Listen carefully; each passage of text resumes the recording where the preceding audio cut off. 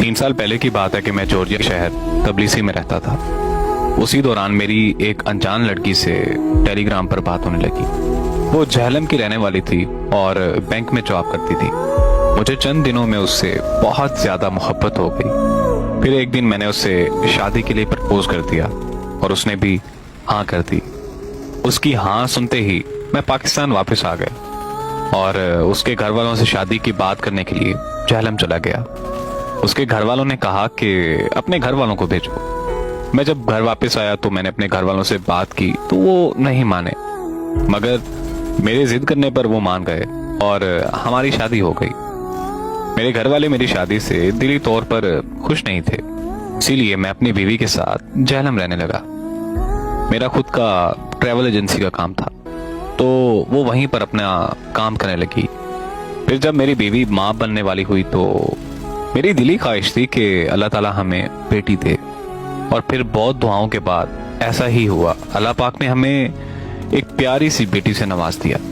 जिंदगी बड़ी हंसी खुशी और मजे में गुजर रही थी कि ट्रैवल एजेंसी के काम में मुझे बहुत भारी नुकसान हो गया, जिसकी वजह से मैं बहुत सारे लोगों का कर्जदार हो गया। उन लोगों ने मेरे घर आकर मुझे जलील करना शुरू कर दिया। मेरे हालात इस कदर खराब हो गए थे कि सबने मेरा साथ छोड़ दिया। सबसे ज्यादा दुख मुझे मेरी बीवी के छोड़ जाने का हुआ।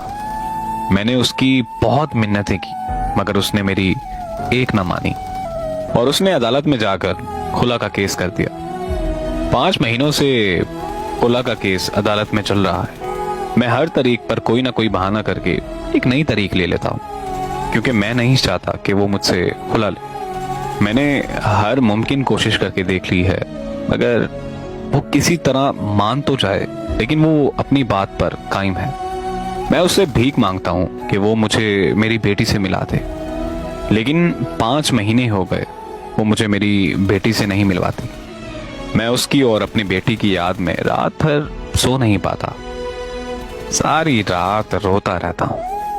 मैं ज़हनी मरीज बन गया हूँ। लोग मुझे पागल कहने लगे हैं। जज ने अगली और आखिरी तारीख दे दी है।